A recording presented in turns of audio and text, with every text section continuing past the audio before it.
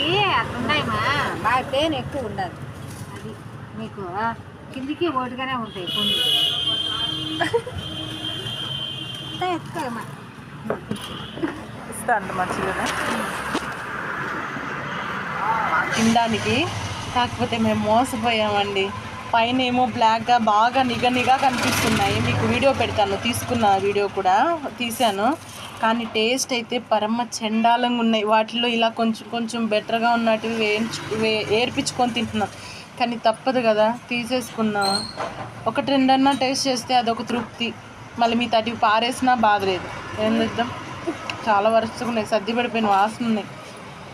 చాలా బాగుంటాయి. ఎందుకు మాటలు నలిపినాయి అంటే అవి ఏంది, తీపి ఎక్కువ ఉంది, తేనె ఎక్కువ ఉంది అనింది ఆవిడ.